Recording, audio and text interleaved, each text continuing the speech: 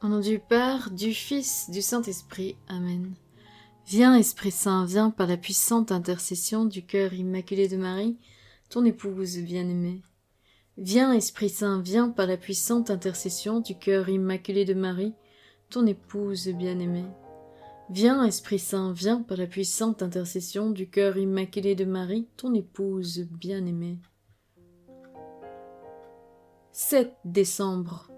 Je suis avec toi dans tout ce que tu fais, même dans les tâches les plus infimes. J'ai constamment le regard sur toi, et je suis concernée par chaque détail de ton existence. Rien ne m'échappe, pas même le nombre de cheveux sur la tête. Cependant, la conscience que tu as de ma présence n'est pas toujours égale, si bien que ton expérience semble plutôt morcelée. Lorsque ton esprit est assez ouvert pour m'inclure dans tes pensées, tu éprouves un sentiment de complétude et de sécurité. Quand ta vision de la vie se rétrécit au point que des problèmes ou des détails occupent tes pensées, tu ne ressens que vide et insatisfaction. Apprends à regarder régulièrement à moi à chaque instant et en toutes circonstances.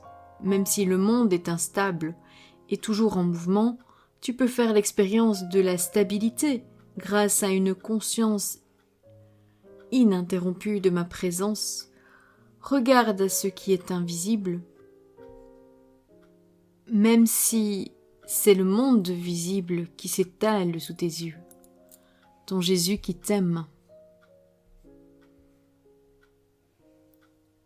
De l'Évangile selon saint Matthieu, chapitre 10, les versets 29 à 31.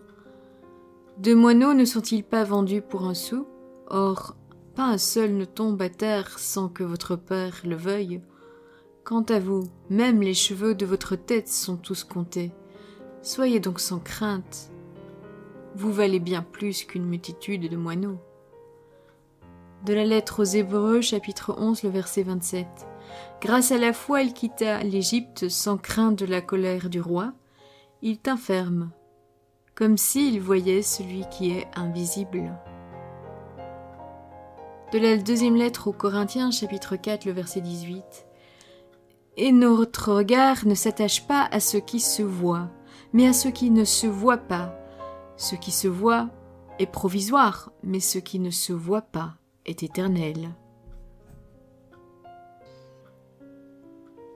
Je vous partage ici quelque chose que j'avais envie de partager il y a un petit moment sur une vidéo. Et en fait, le passage d'aujourd'hui me permet de le faire.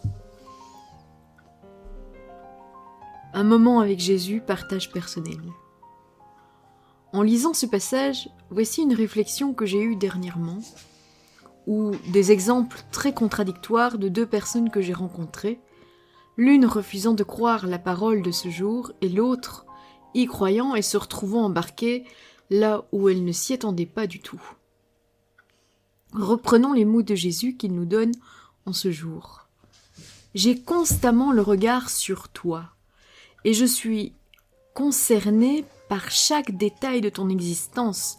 Rien ne m'échappe, pas même le nombre de cheveux sur la tête. »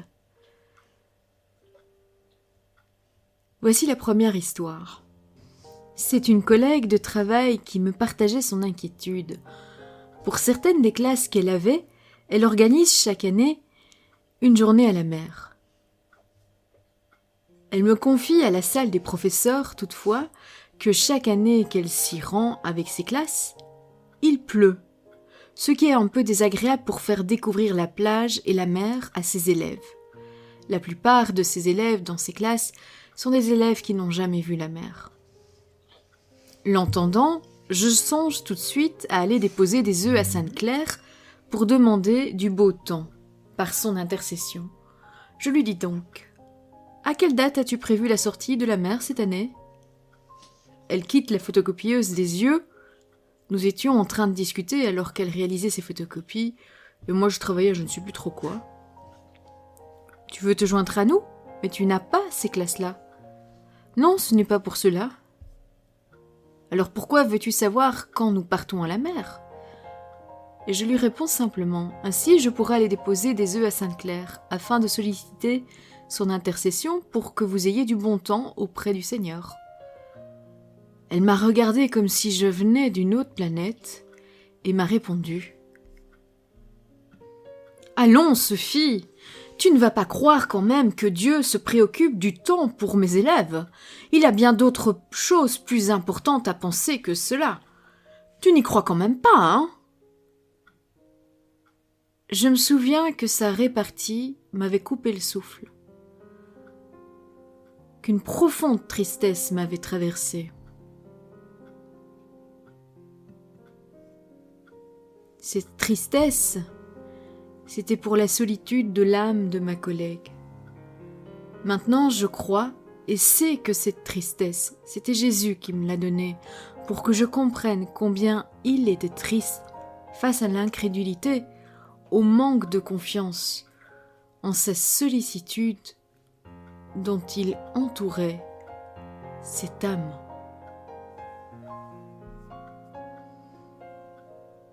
J'ai ressongé à cette histoire car une autre amie me partageait ceci.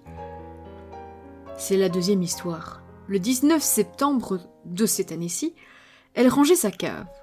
Elle y trouva un sac de croquettes pour chatons. Le voyant, elle dit spontanément au Seigneur : « Qui a besoin de ce sac de croquettes, Seigneur ? Après tout, ma petite femelle est stérilisée et n'aura plus de chatons. » Pour une question qu'elle a posée intérieurement, même pas à voix haute, pour une question de croquettes, afin que celle-ci ne pourrisse pas dans sa cave. Elle s'est retrouvée embarquée dans une aventure qu'elle n'aurait pas songée.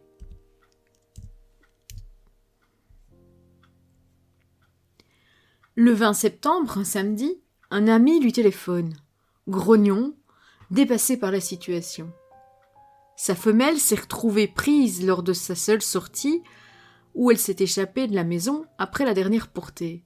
Lui qui ne voulait plus de chaton et comptait l'emmener chez le vétérinaire pour l'opérer, le voilà de retour chez son vétérinaire, bredouille, avec sa femelle, enceinte et à terme d'une portée de 6 ou 7 chatons. Il rouspète dans les oreilles de mon ami en disant « Non, mais tu te rends compte, c'est pas 2 ou 3 en plus, mais c'est 6 ou 7 !» Et mon ami m'a confié que, sur tout le temps que son ami exprimait son mécontentement, elle songeait en elle-même « Eh bien, je sais, pour qui est le sac de croquettes, hein ? Merci Seigneur !» Sauf que son ami râlait sec. Il s'inquiétait du fait qu'il devait commencer une formation sous peu et qu'il ne saurait pas être présent pour la naissance des chatons qui devait avoir lieu d'ici la fin de la semaine suivante, et donc ne saurait pas voir si l'un d'eux a un souci. Il s'inquiétait aussi d'où les mettre pendant toutes les journées de son absence. « Bon, arrête de râler, amène-moi ta femelle, j'ai un lieu sécurisé pour la mettre, elle pourra être tranquille chez moi. » Voilà mon ami à accueillir une femelle et sa future portée pour avoir posé cette simple question : « Que dois-je faire de ce sac de croquettes, Seigneur, qui en a besoin ?»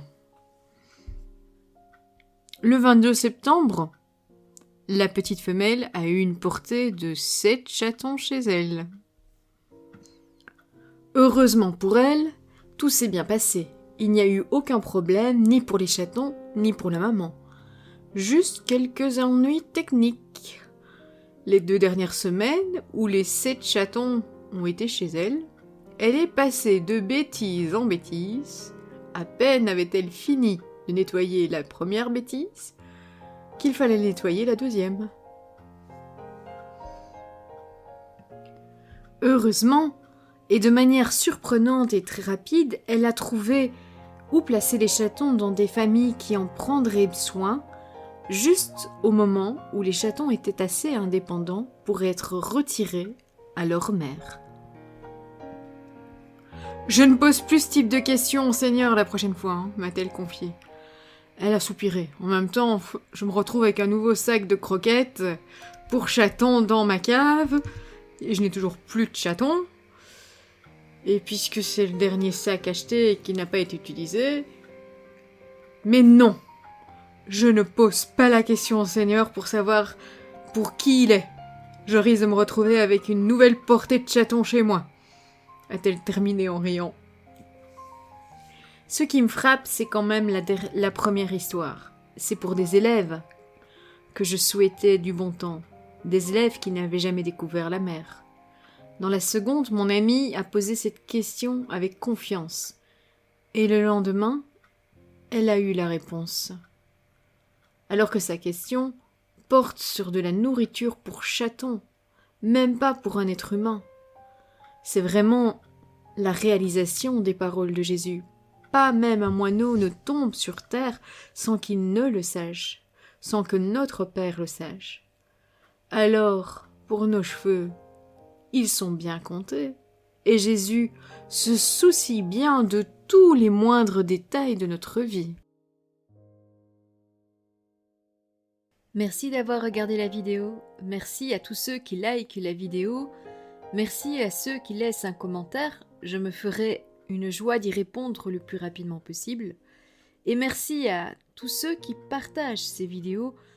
Le Seigneur, j'en suis sûre, est très content de vos partages.